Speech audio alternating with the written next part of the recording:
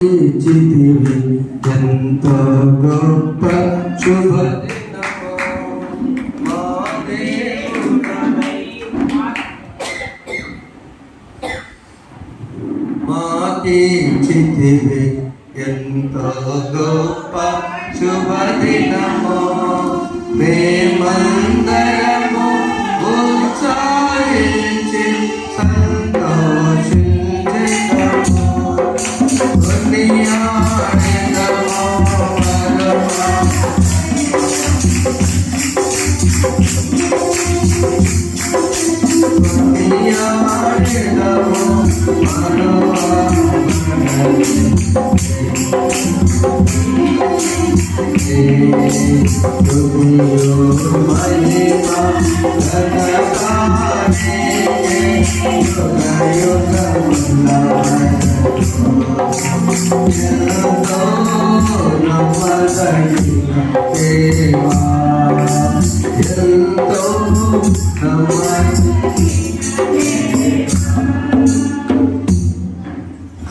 After long time మీ అందరికి వందనాలు తెలియజేస్తున్నాను. పాస్టర్ గారు, జేసీ గారు మరి మరలా తిరిగి చిన్న సర్జరీ ద్వారా 2 వారాల గ్యాప్ వచ్చి దేవుని సన్నిధిలో మరలా ప్రభురాత్రి భోజన సంస్కారం తీసుకుని వెళ్ళాలని ఆపరేషన్ ఆపి 2వ తారీఖున ప్రభు బల్ల తీసుకొని 3కి జాయిన్ అయ్యాం. 7వ తేదీ డిశ్చార్జ్ జరిగింది. 8 మరి 9 కూడా ఒక్క వారం అలా చర్చికి వెళ్ళలేదు. మళ్ళీ 16వ తేదీ బాపట్లో చర్చికి వెళ్ళారు. దేవుని స్తోత్రం హల్లెలూయా. ఆరాధన ఆపణను స్తుతించుట బహుశా ఈ సంవత్సరంలో ఒక్కటే. ఎన్ని ఆపరేషన్లు అయినా, ఎంత కష్టమైనా, ఎన్ని శ్రమలైనా, ఎన్ని కూడా దుఃఖకరమైన పరిస్థితులు వచ్చినా ప్రభు సన్నిధి మాత్రం ఆపకూడదు అని తెలియజేసి దేవునికి మహిమ తెలుగు మీడియాలో చూస్తున్నారు కూడా వందనాలు ఫర్ యువర్ ప్రేయర్స్. మీ ప్రేమను బట్టి కొన్ని వందనాలు తెలియజేస్తున్నా సమయం కలిగి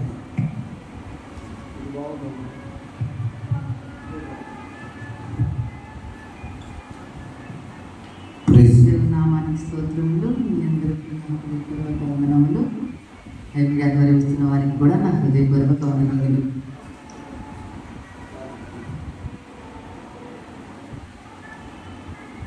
భగవంతుడు మరొకసారి మరి ఇక్కడ ఈ స్థలం ముందు నిలబడి దేవుడు చేసిన మేళ గురించి, దేవుని యొక్క కార్యాల గురించి వివరించడానికి మరొకసారి దేవుడు అనుగ్రహించిన మహిమను బట్టి ఆయన వందనాలు తెలియజేస్తూ మీ అందరికి కూడా మీరందరూ మమ్మల్ని దర్శించి నాకు మళ్ళీ బలాన్ని ఇచ్చినందుకు మీ అందరికి కూడా నా హృదయపూర్వక వందనాలను తెలియజేస్తున్నాను. 77వ కీర్తన 2 ఏడులు కదా, 7:7. ఈ 7:7ను బట్టి ఏం ధ్యానించాలి అని వారమంతా ఆలోచిస్తే దేవుడు తెలియజేశారు 7 ప్రశ్నలు 7 జవాబులు. 77వ కీర్తనలో మనం ఇప్పుడు 1 నుంచి 9 వరకు చదువుకున్నాం. ఆ 9 వచనాల్లోనూ 7 ప్రశ్నలు ఉన్నాయి. 7 ప్రశ్నల్లో ఒకసారి చూద్దాం. చూడండి, మొదటి ప్రశ్న 7వ వచనం, ప్రభువు నిత్యము విడనాడునా. మొదటి ప్రశ్న. 2వ ప్రశ్న, ఆయన ఇంకెన్నడూ కటాక్షింపడా. 7వ వచనంలోనే 2 ప్రశ్నలు. మొదటిది ప్రభువు నిత్యము విడనాడునా. 2వది ఆయన ఇంకెన్నడూ కటాక్షింపడా. 3వ ప్రశ్న, ఆయన కృప ఎన్నటికీ లేకుండా మానిపోయిన. 4వ ప్రశ్న, ఆయన సెలవిచ్చిన మాట. చదువుదాం, అందరూ జాగ్రత్తగా చదువుదాం. ప్రతి లైన్ చదువుకుంటే ప్రతి ప్రశ్న మనకు అర్థమవుతుంది. 4వ ప్రశ్న, ఆయన సెలవిచ్చిన మాట తరతరములకు తప్పిపోయిన. 5వ ప్రశ్న, దేవుడు కటాక్షింపక మానిన. 6వ ప్రశ్న, ఆయన కోపించి వాత్సల్యత చూపకుండునా. ఈ 6 ప్రశ్నలు అక్కడ 2 వచనాల్లో రాయబడి 3 వచనాల్లో 7, 8, 9 వచనాలు. మన కీర్తన గ్రంథానికి ముందుగానే యోగ గ్రంథం చదువుకున్నాం. యోగ గ్రంథంలో 6 బాధలు కలిగినను ఆయన విడిపించిన, 6 బాధల్లో నుండి 7 బాధలు కలిగిన, అది చివరి బాధ వచ్చినా కూడా దేవుడు విడిపించను అని. 6 బాధలు, 6 ప్రశ్నలు అని చెప్పాం. ఇంకొక ప్రశ్న కూడా అక్కడే ఉంది, చూద్దాం చూడండి. 10వ వచనం, దేవుని వంటి మహాదేవుడు ఎక్కడ ఉన్నాడు? ఈ ప్రశ్నలన్నీ రావడానికి కారణం ఏంటి? అసలు ఎందుకు వచ్చినాయి ఈ యొక్క కీర్తన రచించిన వారికి అంటే అక్కడే ఉంది చూడండి. 10వ వచనం, ఎందుకు నేను ఇలాగ అనుకొనుచున్నాను, మహోన్నతుని దక్షిణ హస్తము మార్పు నుండి అనుకొనుటకు నాకు కలిగిన శ్రమే కారణం. ఈ 7 ప్రశ్నలు మనసులో రావడానికి కారణం శ్రమలు. కానీ మనకు తెలుసు, శ్రమల్లో సిరులు దాగి ఉన్నాయి. శ్రమల్లో సిరులు అంటే సంపదలు, ధనం, ఘనత, బలం అన్ని శ్రమల్లోనే దాగి ఉన్నాయని క్రైస్తవులుగా మనకు తెలుసు. అయితే ఈ 7 ప్రశ్నలకి 7 జవాబులు మనందరికీ తెలుసు. ఆయన నిత్యము విడనాడిన, ఆన్సర్ విడనాడడు. ఆయన ఎన్నడు విడువడు, ఎడవాడు, మనకు తెలుసు. 2వ ప్రశ్న జవాబు, ఆయన ఇంకెన్నడు కటాక్షింపడా? ఎందుకు కటాక్షింపడు? 103వ కీర్తన మనకు తెలుసు. 4వ వచనం ఒకసారి గుర్తు చేసుకుందాం. సమాధిలో నుండి నీ ప్రాణం విమోచించుచున్నాడు, కరుణా కటాక్షములను నీకు కిరీటముగా ఉంచుచున్నాడు. కాబట్టి ఆయన కటాక్షింపడం మానేశాడా? కటాక్షింపకుండా ఉంటాడా? ఉండగలడా? ఉండలేడు.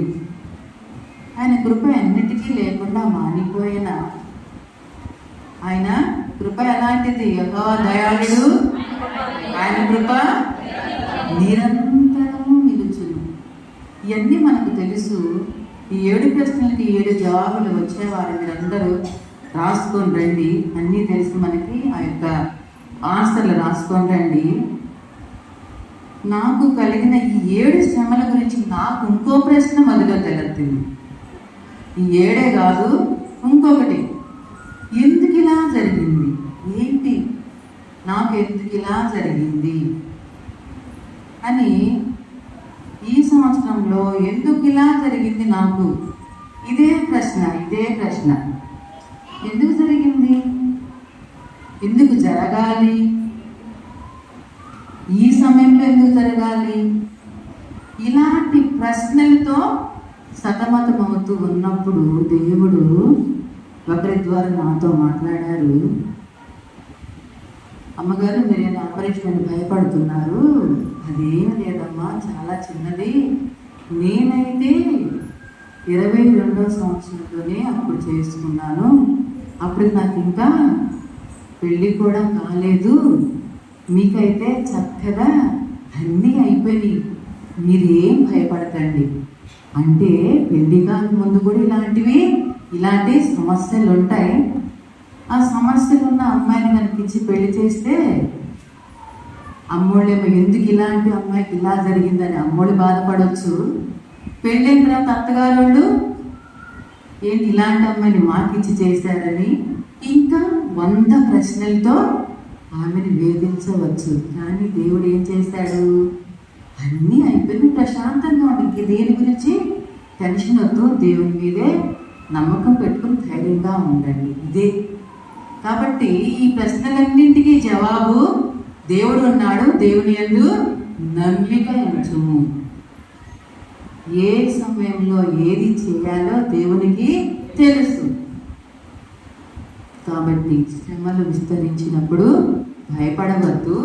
ఈ 7 ప్రశ్నలకి 7 జవాబులు రాసి దగ్గర పెట్టుకుందాం. ప్రతిదినం ధ్యానం చేసుకుందాం, గుర్తు చేసుకుందాం.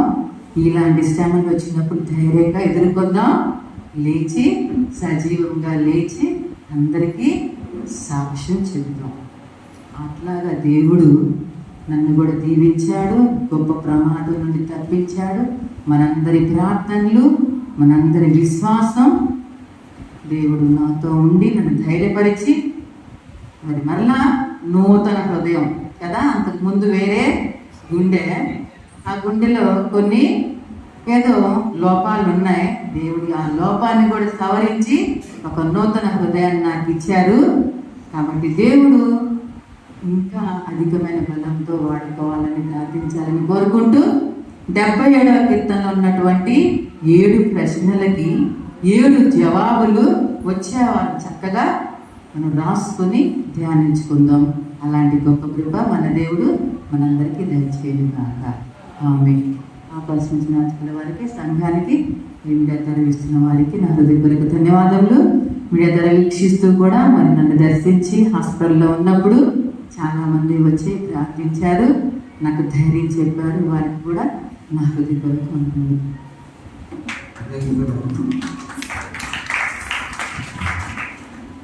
జలములలో పడినే వెళ్ళినా అవినా పారలు, జలములలో పడినే వెళ్ళినా అవినా పారలు, అగ్నిలో నడచినా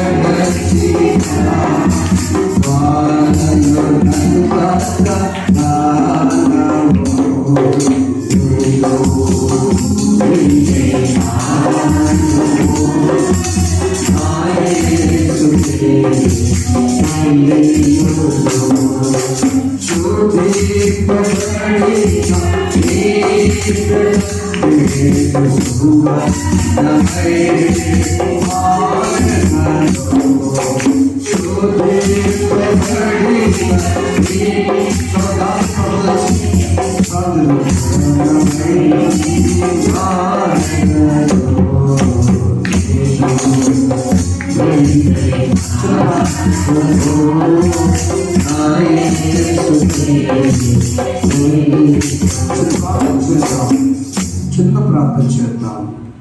దేవుడు 7 ప్రశ్నలకు సమాధానం ఇచ్చే దేవుడు కాదు, 70 ప్రశ్నలకైనా సమాధానం ఇచ్చే దేవుడు. అమ్మగారిని బలపరిచింది, లలిత గారిని బలపరిచింది, ఇంకా అనేక శ్రమలు బలపరిచింది. మన దేవుడు సౌదరి ప్రసాద్ యవన ప్రార్థన చేసుకుంటాం.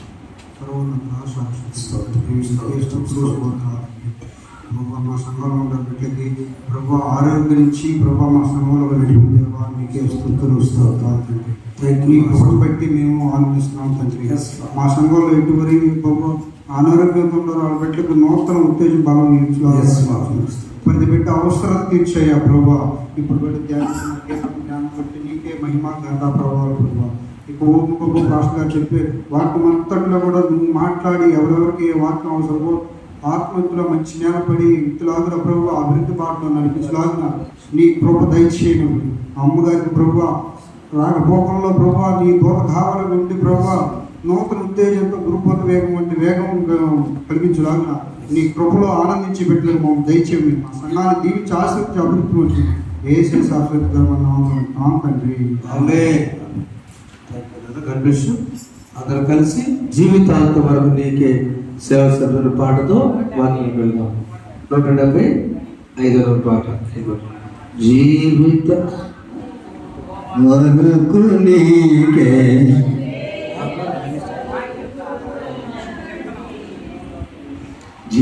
జీవితాంతము వరకు